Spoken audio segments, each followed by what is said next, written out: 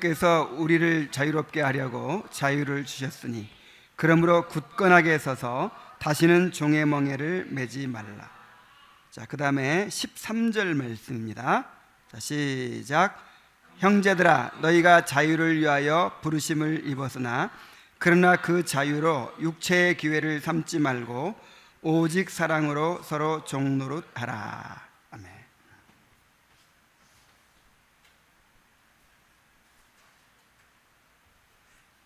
이 두 구절이 그리스도인의 자유에 관한 핵심적인 교훈을 담고 있는 구절이죠. 여러분, 자유가 무엇입니까? 자유.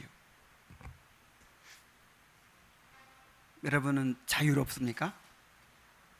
이 자유라고 하는 건 뭐냐면 어떤 것에도 의존하지 않고 내 스스로 존재할 수 있는 거예요. 더 나아가서 어떤 것에도 의존하지 않고 방해받지 않고 내가 원하는 것을 할 수 있는 거예요. 이것이 자유인데 이렇게 완전한 자유를 가지신 분은 하나님밖에 없습니다. 하나님은 완전히 자유로운 분이에요. 자, 예를 들어서 우리가 먹어야 살죠. 자유롭지 못한 거예요. 최소한 이 부분에 있어서 우리는 걸어다닐 자유는 있지만 하늘을 나는 자유는 없죠. 실상 우리가 자유로운 것 같아도 하나님께서 우리에게 허락하신 범위 안에서만 자유로운 거예요. 그래서 완전히 자유로운 분 하나님밖에 없고 우리는 하나님 안에서 하나님께서 허락하신 범위 내에서 자유를 누리게 돼 있어요. 그래서 이 완전한 자유를 가지신 하나님 안에 있을 때 우리가 최대한의 자유, 하나님께서 허락하신 최대한의 자유를 누립니다. 그러나 하나님에게서 벗어날 때 하나님과 멀어질수록 그 자유를 잃어버리게 돼요. 그래서 인간이 죄를 범하고 타락하게 됨으로 말미암아서 자유를 잃어버렸죠. 그래서 죄의 노예가 되고 또 마귀의 노예가 되고 완전히 이 세상의 노예가 되고 노예로 전락해 버렸어요.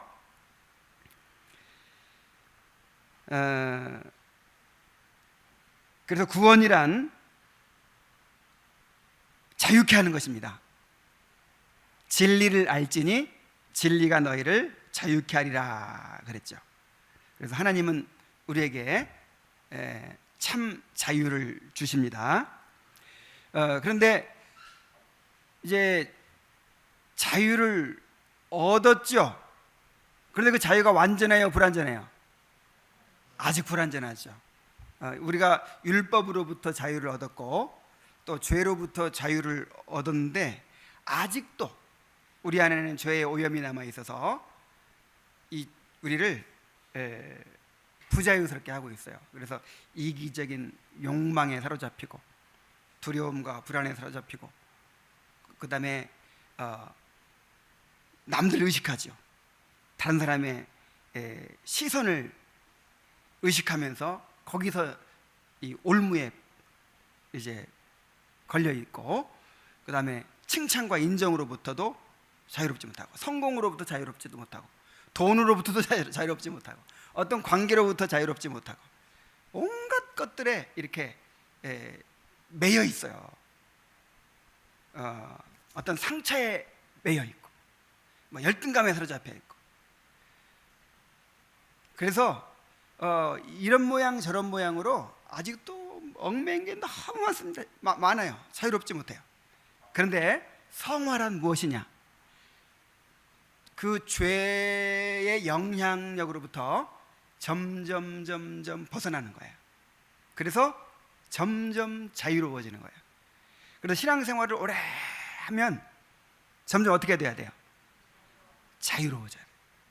민들레 풀씨처럼 깃털같이 점점 자유로워지면 그 사람 신앙생활이 지금 성장하고 있는 거예요. 근데 신앙생활을 하면 할수록 왜 이렇게 무겁고 사람들이 의식이 되고 마음은 자꾸만 힘들어지고 이거 뭔가 좀 이상하죠? 이건 성화가 아니고 뭔가 지금 이 종교 생활은 열심히 하고 있지만 이거는 참된 자유를 얻는 생활이 아니에요. 신앙은 우리를 자유케 하지만 종교는 우리를 오히려 억압하는 거예요.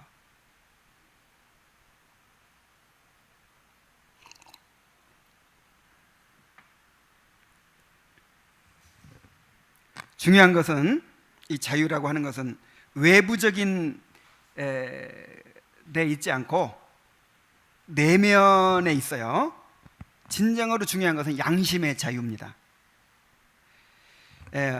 어떤 사람은요, 병이 들었지, 그 다음에 감옥에 갇혀 있지, 돈도 없지, 너무나도 조건이 안 좋아요. 다시 말해서 얽매인 게 너무 많아요, 외적으로. 그런데 놀라운 자유를 누려요. 그게 누구죠? 바울 같은 사람. 감옥에, 로마 감옥에 앉아가지고도 그 하나님이 주신 자유를 만끽하는 거예요.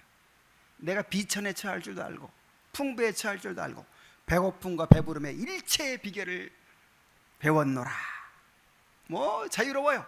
어떤 것도 이 바울의 자유를 억압할 것이 없어요. 그런데 뭐 얽매인 게 하나도 없어. 돈이 없나, 건강을 뭐 잃었나, 무슨 가족이 없나, 뭐 너 눈이 안 보이나, 뭐 두 다리가 없나, 다 있어. 그래서 겉으로 볼 때는 너무 자유로워 보이는데 마음이 감옥이야. 혼자서 이 내면의 이 자유를 못 누리는 거예요.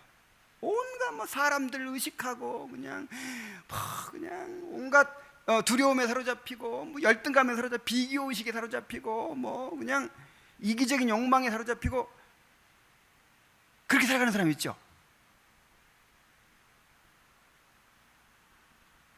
그래서 우리가 죄로부터 멀어질수록, 하나님과 가까워질수록 자유로워지고, 또 죄가 우리를 주장할수록 우리가 그 자유를 잃어버리고 얽매이게 된다는 사실을 알아야 됩니다. 그럼 내가 지금 자유를 못 누리고 있다, 내가 너무 이렇게 부자유스럽고 뭔가 내적으로 그냥 감옥에 사는 것처럼, 올무에 걸린 것처럼 살고 있다, 그러면 이게 무슨 뜻이에요? 하나님과 가까운 게 아니라 뭐가 가까워요? 죄의 지배를 받고 있는 거예요. 이제 이거를 이해해 주느라고 약해서 그런다, 약해서 상처도 많이 받죠, 그죠? 약해 상처도 받고, 약해 남도 의식하고, 그게 좋은 말로 표현해 주는 거지, 사실은 약한 게 뭐예요? 죄야, 죄. 그러니까 죄를 병으로도 보지만, 그러니까 죄를 회개해야 될 죄로 안 보고 치유받아야 될 상처로만 보는 게 심리학이잖아요. 아직도 그걸 인정해야 돼. 내가 아직도 죄의 지배를 받고 있구나.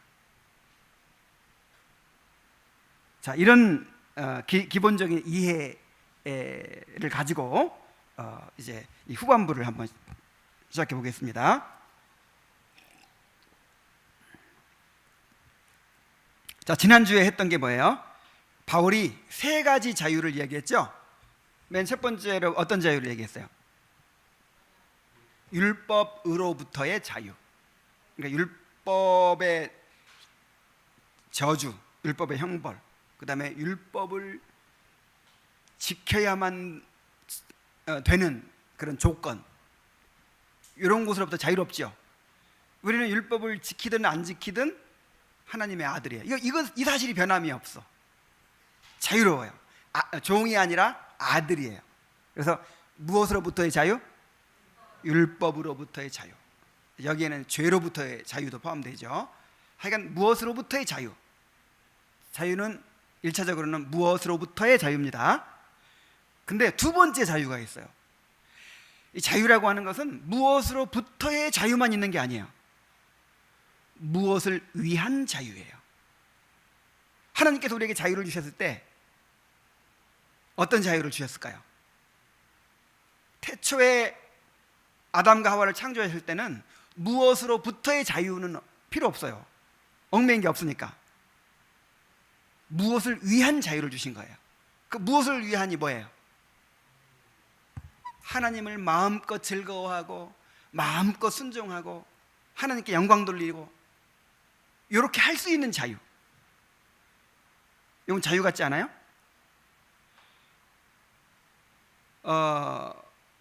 마치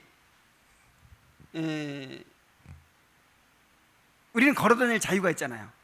마음대로 걸어다닐 자유가 있는데 다리가 불편한 사람은 그런 자유가 없죠. 그거고 똑같아요.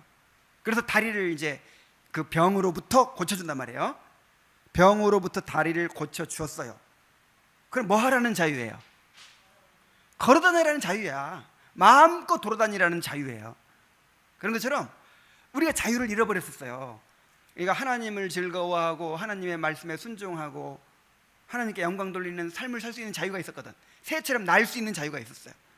마음껏 걸어다닐 자유가 있었어요. 근데 그 자유를 잃어버린 거예요.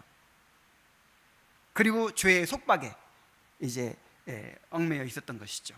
그래서 죄의 속박에서 풀어준 것은 이제 원래 가졌던 자유, 하나님의 율법에 순종할 수 있는 자유를 주신 거예요.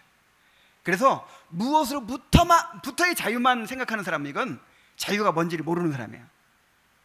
우리는 무엇을 할 수 있는 자유를 얻었어요? 율법에 순종할 수 있는 자유를 얻었어요. 새가 날아갈 수 있는 자유가 있듯이 우리가 마음대로 걸어다닐 수 있는 자유가 있는 것처럼 이제 마음껏 하나님을 즐거워하고 하나님의 말씀에 순종하고 하나님의 영광을 위해 살 수 있는 자유가 주어졌어요. 그 다음 세 번째 자유를 또 얘기했어요. 이건 율법에 규정된 게 아니야. 죄도 아니고 그렇다고 무슨 특별히 선도 아니고 그냥 중립적인 것들, 그런 문제가 있죠. 내가 무슨 옷을 입고 무슨 음식을 먹고 뭐 생활을 어떻게 하고, 그 율법에 이렇게 명시되지 않은 것들은 그냥 자유입니다. 이런 자유가 있는데 이것에 대해서 우리가 어떻게 사용해야 될 것인가, 어떻게 사용하라 그랬어요?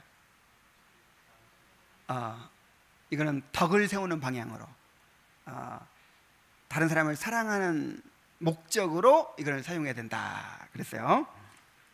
자, 그래서 오늘 강의 내용은 이제 그 세 번째 자유, 중립적인 것에서의 자유를 이제 지난주에도 얘기했지만 이제 보충하는 내용입니다.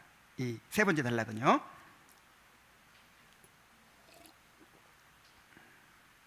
자, 그리스도인의 자유와 연약한 형제들과의 관계, 또한 상처 주는 문제가 있어요. 자, 믿음이 연약한 형제들을 생각해야 되죠. 진정한 자유는 외면적인 자유가 아니라 무슨 자유? 양심의 자유니까 그냥 외적으로만 내가 마음대로 할 수 있다 막 이렇게 할 게 아니고 정말 하나님 앞에서 내면적으로 양심이 자유로운 것을 우리가 추구해야 되는 거예요. 그래서 한번 읽어봅시다. 또한 많은 사람들이 다음과 같은 점에서 잘못을 범하고 있다. 곧 자기들의 자유를 사람들에게 드러내 보이지 않으면 그 자유를 온전하게 누리는 것이 아니라는 식으로 생각하는지 그 자유를 무분별하게 막 사용하다가 믿음이 약한 형제들을 상하게 하는 일이 자주 일어나는 것이다. 내 돈 가지고 내가 쓰는데 뭐? 내 돈 가지고 내가 쓰는데 뭐라고 해? 1,000만 원짜리 모피를 사 입든 내 자유지. 막 이런 식으로 한단 말이에요. 술, 담배, 이거 뭐 성경에 이렇게 하지 말라고 한 말씀 있냐? 이건 자유다. 그러면서 이건 내가 내 권리니까 내가 자유롭게 한다. 그래서 막 이제 마음대로 하는 것이죠.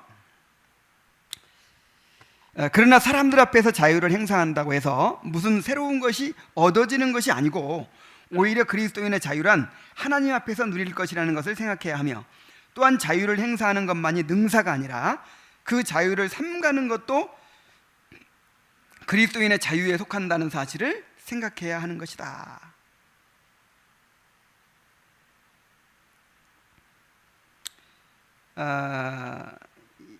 그 두 번째 자유가 있었죠. 율법에 순종할 수 있는 자유, 하나님의 영광을 위해 살아갈 수 있는 자유. 그래서 이제 중립적인 문제에 있어서는 이제 그것을 생각해야 되죠. 그냥 내 마음대로 할 수 있다 그러면서 이기적으로 막 하면 다른 사람에게 상처를 주면서 막 그렇게 하면 이 사람은 자유로운 것 같지만 사실은 진정한 자유를 못 누리는 거죠. 그리스도인의 자유란 양심의 유익을 위한 것인데 그 양심이 자유를 누리게 되었다면 그것으로 족하지 않겠는가? 그러므로 그런 양심의 자유를 깨달은 이후에 평생토록 고기를 먹지 않고 한 가지 색깔의 옷만을 입는다 해도 그로 인해서 그 사람이 자유를 덜 누리는 것이 아니다. 아니 오히려 그들이 자유하기 때문에 자유로운 양심으로 자기들의 자유를 삼가는 것이다. 계속 읽겠습니다. 그러니 믿음이 연약한 형제들을 고려하지 않고 무턱대고 자유를 행사한다면 그것이야말로 끔찍한 잘못이다. 자유를 행사하다가 그들에게 조금이라도 상처를 주는 일이 없도록 우리 스스로 견디고 참는 것이 합당한 일인 것이다. 자유를 누린다고 하면서 난 자유다 그러면서 막 다른 사람 입장 고려하지 않고 상처를 주고 막 함부로 행하는 사람은 사실은 자유롭지 못한 것이에요. 아직 이기심에 사로잡혀 있는 거죠. 이기심. 우리 형제들 가만 보면은 참 훌륭하기도 하고 안쓰럽기도 하고 막 그래요. 총각 때 얼마나 자유롭게 살았습니까? 사고 싶은 거 막 사고. 이 남자들은 어렸을 때 장난감 가지고 놀잖아요. 그래서 어른 돼도요 이런 거 좋아해요. 그래갖고 뭐 전자제품 막 새로 나온 거 사고 싶고, 그 다음에 자동차 막 사고 싶고, 막 놀러 가고 싶고. 근데 결혼을 해갖고 자식 낳고 막 그러면 어때요? 모든 자유를 희생하죠. 이제 마음대로 돌아다닐 수 없고, 이제는 사고 싶은 거 사요, 안 사요? 안 사, 이제. 그리고 항상 아내 말을 순종해야 되고. 근데 어떤 사람들은요 호기를 부리는 사람이 있어요. 나는 친구가 더 중요하다 막 그러면서 나는 뭐 집에 안 들어가도 돼 난 돈 내 마음대로 쓸 수 있어 하면서 그냥 월급 몇백만 원 받은 거 그냥 그날 술값 써라 다 해버리고. 아이고, 그러다가 자네 아내한테 괜찮아. 자, 이게 자유로운 거예요? 이건 자유가 아니야. 이 사람 이거 아직 그 이기심과 그 철없음과 이 자신의 욕망에 아직도 지금 노예야. 그렇죠? 근데 이제 진짜 자유로운 사람은 사랑하기 때문에 그 자유를 이렇게 쓰지 않는 거예요. 그래서 정말 우리 형제들 보면은 일주일 내내 아침 새벽에 갔다가 밤중에 10시에 막 들어오죠.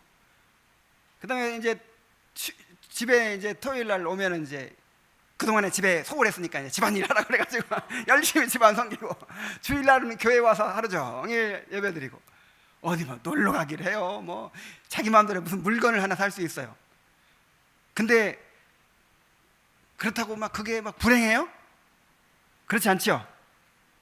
불행한가 보네. 참나 우리 형제들 보면서 항상 참 감동받아요. 감동.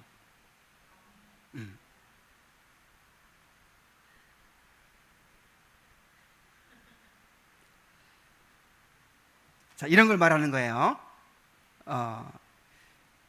그래서 무조건 그냥 남 안 생각하고 내 마음대로 하는 거, 그런 게 진짜 자유가 아니야.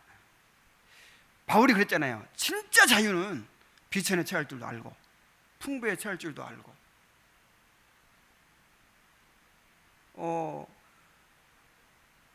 꼭 무슨 뭐 안 놀러 다녀도 행복할 줄 알고 뭐 신제품 신상 안 사도 만족할 줄 알고. 요게 진짜 자유야. 요게. 그렇죠? 막 이 세차 뽑은 사람 보면서 기죽고, 핸드폰 막 최신형인데 나는 5년 된 거고 막 그래 기죽고. 이거 자유로운 거 아니죠? 그래서 내 자유를 좀 누리겠다 그러면서 그냥 막 사고 막. 이게 자유가 아니라, 이 사람 벌써 이거 아직 이 철이 안 들었어 지금. 아직 진짜 자유롭지 못한 사람이야. 자, 이해가 되죠?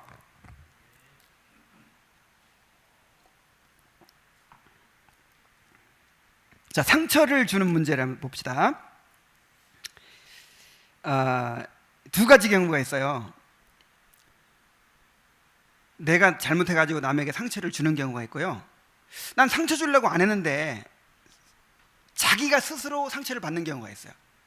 참 어쩌면 이렇게 구체적으로 자세하게 이해도 되는지 모르겠어요.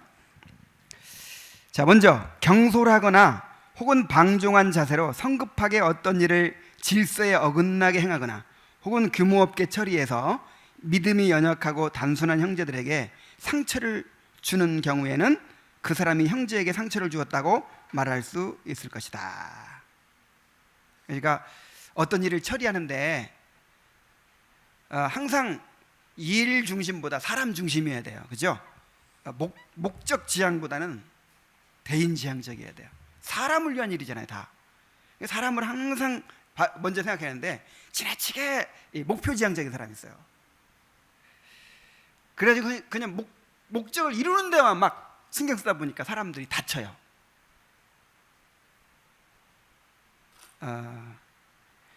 내가 약간 그런 성향인데, 그러니까 9시 출발하기로 했으면 뭔가 딱 준비되고 9시에 딱 가야 되는데 꼭 30분 늦게 하고 1시간, 그러면 이제 막 머리 스트레스 받기 시작해 막. 근데 그 목표 9시에 출발하고 했다는 거, 뭐 어디까지 가기로 했다는 거, 이 목표만 막 하면 어떻게 돼요? 못 따라오는 사람 상처받죠. 근데 좀 늦게 가면 어때? 사람한테 맞추고 이렇게 좀 느긋하게 그런 사람도 있죠. 그래서 저도 많이 배웠어요. 그런 사람들과 함께 하면서. 근데 지나치게 이렇게 목표지향적으로 하고 또 이렇게 막 경솔하게 하고 그냥 사람 생각 안 하고 하면서 연약한 사람을 다치게 하고 상처를 주는 경우가 있단 말이에요. 근데 반대의 경우가 있어요. 내가 상처를 준 것이 아니라 자기가 받는 경우가 있어. 또한 악한 마음이나 부당한 자세로 처신하지 않았는데도 그런 처신으로 인해서 다른 사람에게 악한 감정을 불러일으킬 경우는 그 사람이 상처를 받은 것이라고 말할 수 있다. 이 경우는 한쪽에 상처를 준 것이 아닌데도 상대방의 악의로 이해하여 이유 없이 상처를 받은 것이기 때문이다.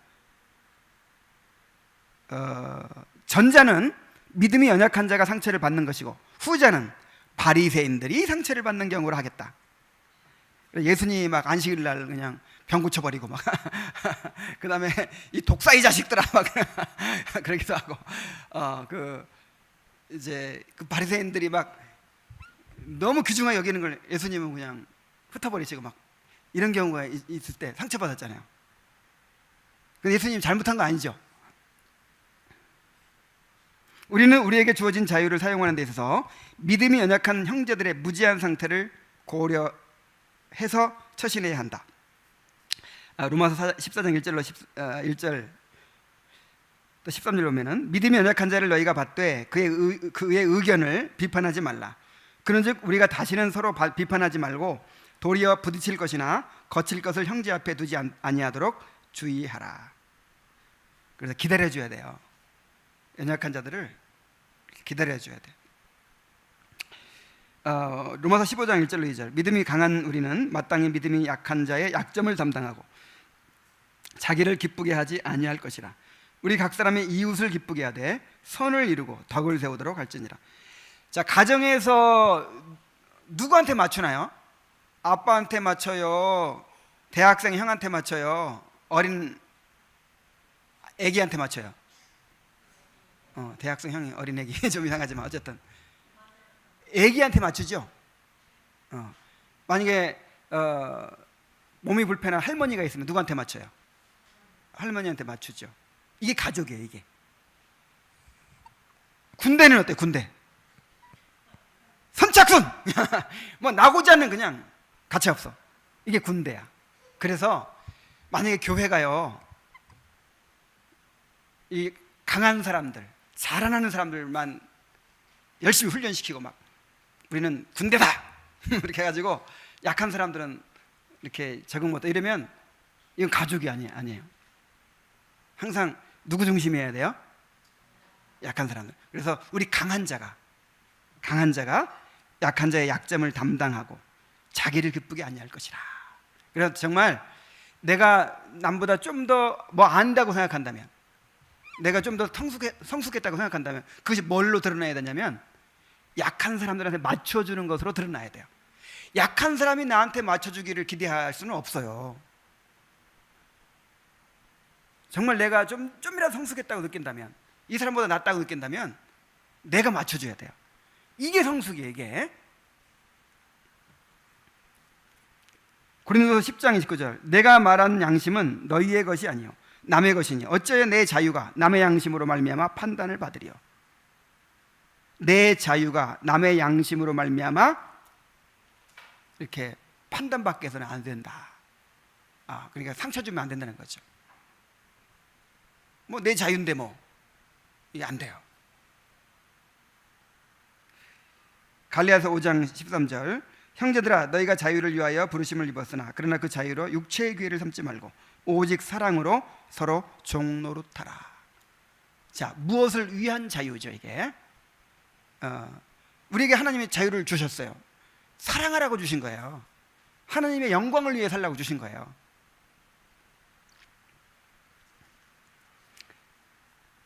그래서 우리의 자유로 다른 사람의 마음에 상처를 주고 그렇게 해서는 안 되고 차라리 우리 자유를 이제 그 사람들을 위해서 희생해야죠.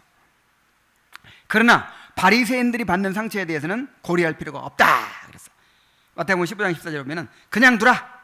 그들은 맹인이 되어 맹인을 인도하는 자로다. 만일 맹인을 인도하면 둘 다 구덩이에 빠지리라. 예수님 말씀 때문에 바리새인들이 지금 마음에 걸림이 됐어요. 빨리 가서 풀어주세요. 예수님 뭐라 그랬어요? 냅둬. 상처 받든지 말든지. 지금 예수님 잘못이 아니야. 누구 잘못이에요 지금? 자기들이 완악해서 지금 상처를 받는 거예요. 바리새인의 경우는 그냥 고려할 필요가 있다 없다? 없다는 거예요. 자, 그것을 계속 설명합니다. 자유를 사용할 때의 자세 보세요. 어떤 사람이 믿음이 연약한 자며 어떤 사람이 바리새인지를 어떻게 구별할 것인가? 자, 바울의 예를 들고 있어요. 바울이 디모데에게는 할례를 받게 하고 디도에게는 할례를 받지 못하게 했어요. 자, 왜 할례 받고 안 받고 이것도요 그 당시 상황으로서 중립적인 문제라고 볼 수 있어요. 받는다고 무슨 어디 하나님의 관계가 가로막히고 안 막히고 이런 게 있어요? 또 안 받는다고 해서 뭐 그런 게 있어요? 당시에는 별 본질적인 문제가 아니다. 그런데 이 중립적인 문제에 대해서 디모데한테는 받게 하고 디도한테는 일부러 못 받게 했단 말이에요. 왜 그랬을까요? 디모데의 경우는 모든 사람의 유익을 위해 자신의 자유를 절제한 것입니다. 유대인에게는 유대인처럼 헬라인에게는 헬라인처럼 그렇게 했다고 그랬죠? 전도를 위해서 그들을 구원하기 위해서 맞춰준 거예요. 자, 유대인들은 할례 받지 않은 사람하고 상대해요 안 해요? 안 하잖아요. 까짓거 포경술 좀 받지 뭐. 건강을 위해서 받는 건데 어때? 그래서 무슨 신앙적인 의미 없이 그냥 유대인들한테 맞춰주기 위해서 그래야 접근할 수 있죠. 그래서 유대인들한테 전도하고 또 마음을 얻기 위해서 그냥 할례 받으라고 했어요.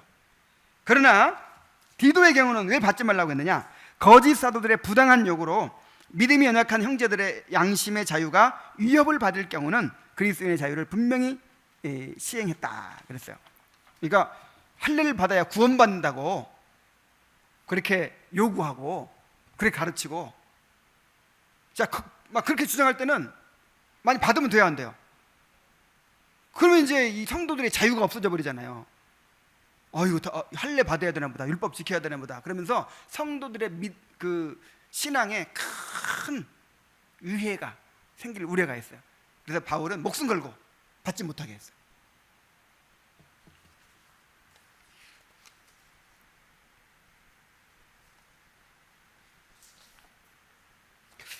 자유를 사용하는 문제에 대해서 무엇보다 분명한 원칙은 자유를 사용하는 일이 이웃에게 덕을 세울 경우는 그 자유를 사용하며 이웃에게 도움이 되지 않을 경우는 자유를 사용하지 않고 절제한다는 것이다. 자유를 누릴 권리가 주어진 것은 바로 사랑의 모든 의무들을 더 잘 실천하도록 하기 위함이라는 것을 깨달아야 한다. 야, 이거 오늘 핵심 내용이에요.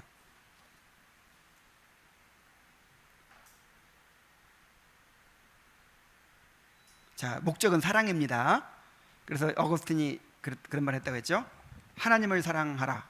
그리고 당신 마음대로 해라. 하나님을 사랑하는 마음으로 행하면 그 중립적인 문제는 그냥 하면 돼요.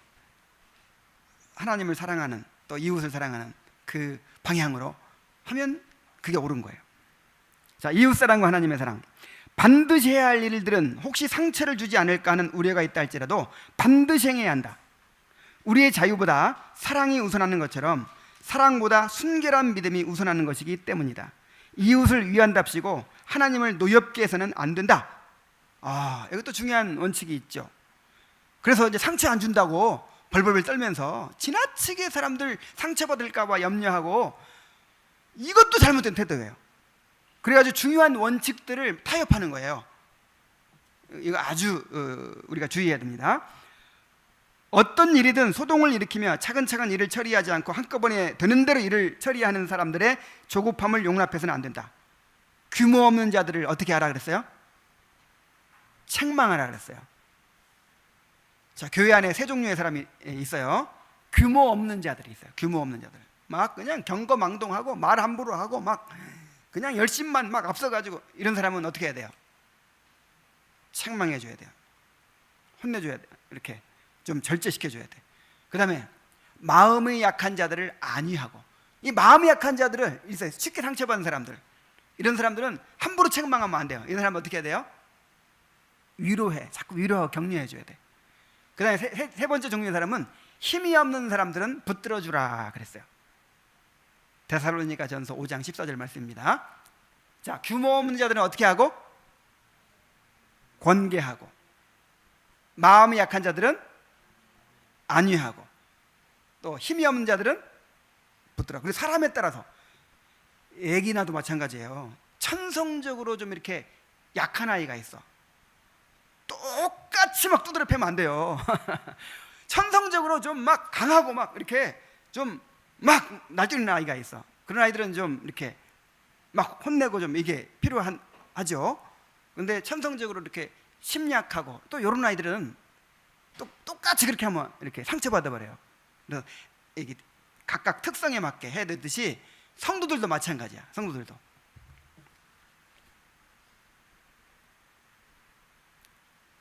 온갖 불경하고 악한 일들을 도모하는데 우두머리 노릇을 해온 자들이 이웃에게 상처를 주지 않기 위해서 그렇게 행동할 수밖에 없었다는 식으로 변명하는 것을 받아들여서는 안 된다. 또한 이웃이 교리로나 실천적 모범을 통해서 가르침을 받아야 할 처지에 있을 때에 그 사람들에게는 이것이 필요하다, 젖이 필요하다고 하면서 온갖 악하고 독이 가득한 생각을 그 이웃에게 심어주는 것을 용납해서는 안 된다. 자, 어떤 경우가 있을까요?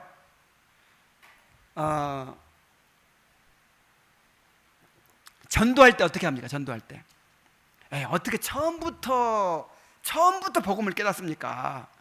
처음부터 뭐 자기를 포기해라 뭐 이런 얘기를 어떻게 합니까?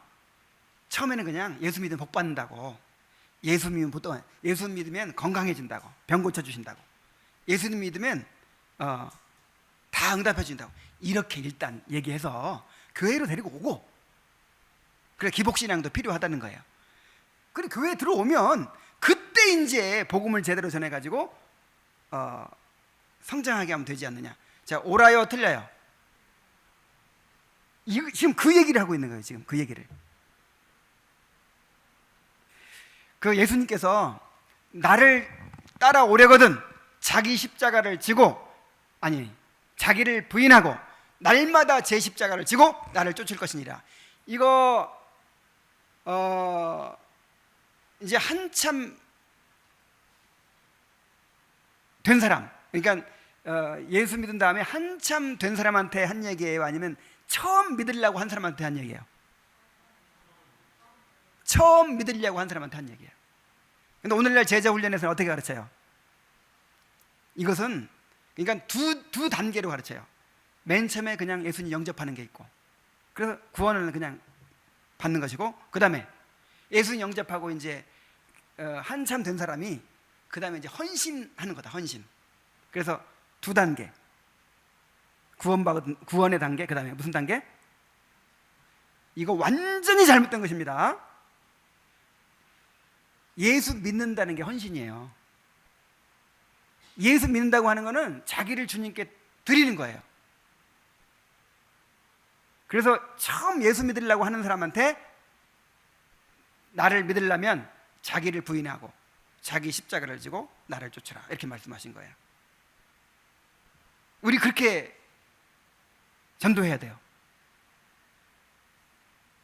그렇게 전도해야 됩니다. 예수 믿으려면 정말 세상에 돌이켜야 된다고. 물론 이제 그분보다 예수님을 통해서 얻는 구원을 강조해야 되겠지만 죄를 회개해야 된다고 강조해야죠.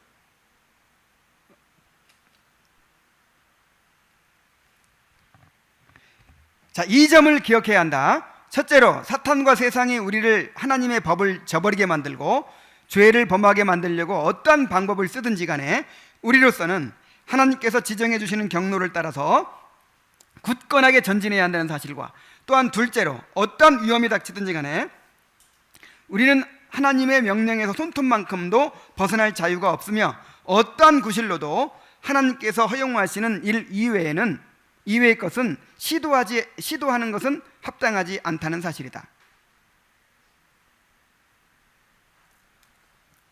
그래서 저도 옛날에는 굉장히 포용적인 생각을 가지고 있었어요.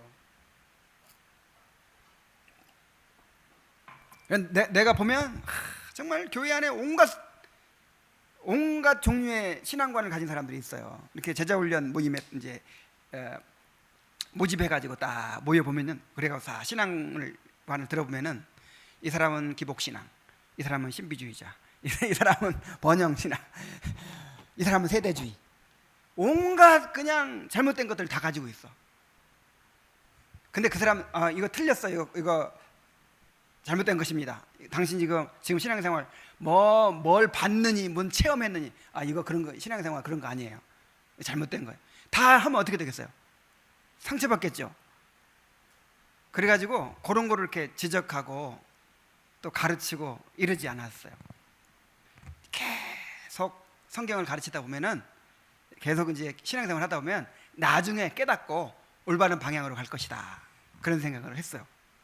그래서 내가 결정적으로 마음을 바꾸게 된 것이 어떤 일이 있었냐면은, 정말 그렇게 은혜 받았다고 하고 하여간 뭐 정말 그렇게 뭐 목숨을 바칠 것처럼 뭐 이렇게 충성을 다하고 이런 사람들이 이단에 빠져버리는 거예요. 그리고 엉뚱한 데로 가버리는 거예요. 그냥 어떤 결정적인 어떤 삶의 문제에 직면했을 때 너무 실망스러운 결정을 하고, 그래가지고 그때 눈을 떴어요. 지금 열심을 내고 지금 막 은혜 받았다고 막 날뛰고 막 이거 믿을 수 있는 게 아니구나. 그 사람에게 결정적인 어떤 순간이 올 때 어떻게 변할지 모르겠구나. 그리고 내가 제대로 가르쳐주지 않으면 신앙관이 절대 안 바뀌는구나. 그냥 깨져야 되는구나. 어떻게 해야 돼요? 깨져야 돼. 그냥 깨져야 됩니다. 절대로 안 바뀐다.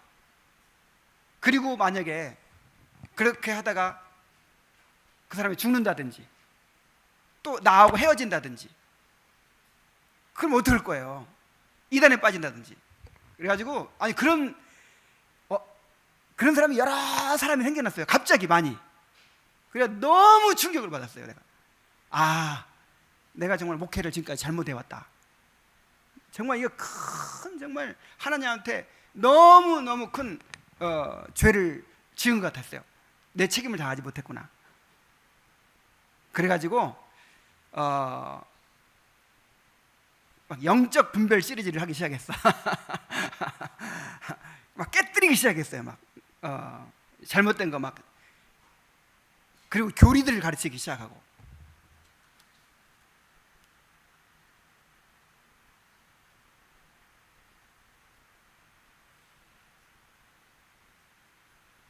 그래서 하나님의 그 진리의 말씀은 타협하면 돼요, 안 돼요?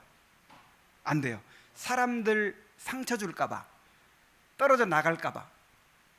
떨어져 나가야 돼. 진짜 교회를 살리는 길은 떨어져 나가야 됩니다. 떨어져 나가줘야 교회가 순결을 유지하는 거예요.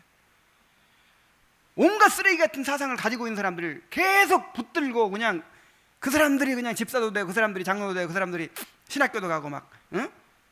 이 공동체를 이루고 있으니 어떻게 교회가 순결을 유지하겠어요? 그래서 떨어져 나가는 거 겁내지 말아야 돼요. 그리고 혹시 정말 너무 진리 때문에 떨어져 나가면 다행인 거예요. 아, 이 사람은 하나님께서 허락하신 사람이 아니구나. 근데 아무리 강하게 해도 정말 택한 사람들이 있어요. 여러분 같은 사람들. 자, 그 다음에 이제 네 번째 단락 봅시다. 전통과 민간 정부에 대한 자유와 양심의 문제. 자, 그리스도인의 자유와 인간의 권위. 우리는 그리스도께서 자신의 피값으로 구속하셨으니 그리스도께서 자유롭게 하시는 문제들에 관해서 올무에 걸리지 말아야 한다. 만일 우리가 우리의 영혼을 사람들에게 굴복시킨다면 그리스도께서 죽으신 것이 헛된 것이 되고 만다. 율법과 인간의 법도의 굴레에 매여 있어서 사람을 기쁘게 하는 상태에 있다면 그것은 정녕 그리스도인의 양심의 자유를 잃어버린 것이다. 그래서 우리는 어떤 인간의 그런 법도, 인간의 요구 이런 것 때문에 우리의 자유를 잃어버려서는 안 돼요. 목사도 자유로워야 돼요. 설교할 때마다 아유, 이 말씀은 이 사람은 이 권사님한테 걸려. 요 말씀이 장로님한테 걸려. 항상 고민이 되는 거야. 항상. 그래고 요건 빼. 요건 또. 그러면서 항상 회의를 느껴요. 자유롭지 못했어. 근데 그렇게 하면 된다 안 된다? 이게 지금 안 된다는 거예요. 지금 내가 자유로워요. 지금은 살 것 같아요. 그런데 한 가지 우리가 주의해야 할 것이 있는데 뭐냐면 모든 인간의 제도와 법도가 다 폐하해진 것처럼 생각해서는 안 된다는 거예요. 이중적인 통치가 있습니다. 사람을 통치하는 일이 이중적으로 이루어진다는 사실을 깨달아야 한다. 그 하나는 영적인 통치인데 이를 통해서 양심이 경건과 하나님을 예배하는 일에 훈련을 받는다. 그걸 양심의 다스림이라 그래요. 또 하나는 국가적인 통치인데 이를 통해서 개인이 사람으로서와 국가의 시민으로서 반드시 수행해야 할 의무에 대해서 교훈을 받는다는 것이다. 이것을 외형적 다스림이라 그래요. 한번 따라해 봅시다. 양심의 다스림, 외형적 다스림. 이 둘은 서로 구분되어야 한다. 영적인 자유를 국가 질서의 차원에서 적용해서는 안 된다는 것이다.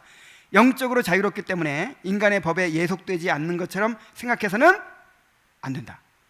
그래서 다 그런 건 아니겠지만 이런 말도 들었어요. 그 신천지에서 이거 다 이 바벨론 다 무너져야 되고 그 다음에 이거 다 하나님 건데 뭐 그러면서 이렇게 막 교회에서 막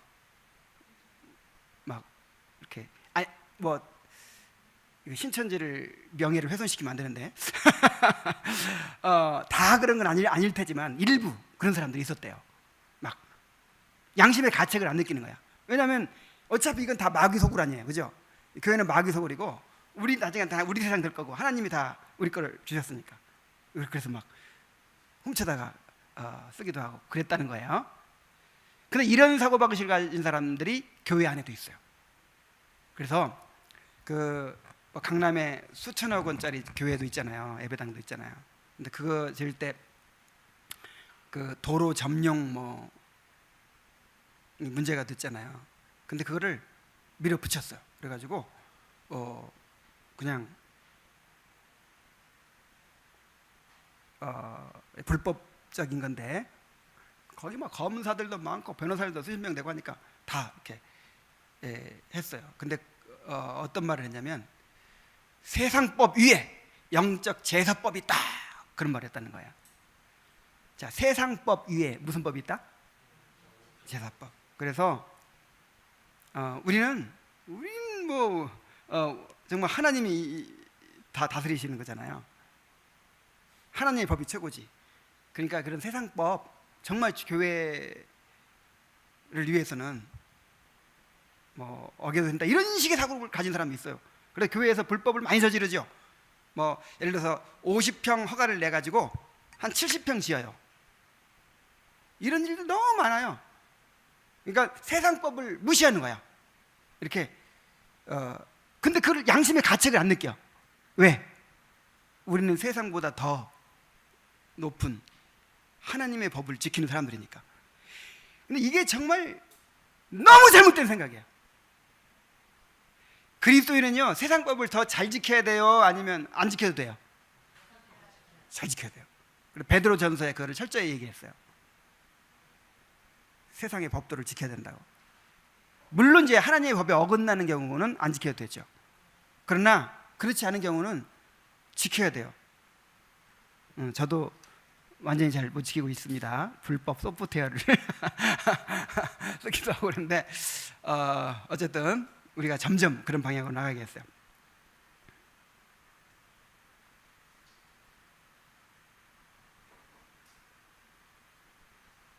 어디 할 차례지?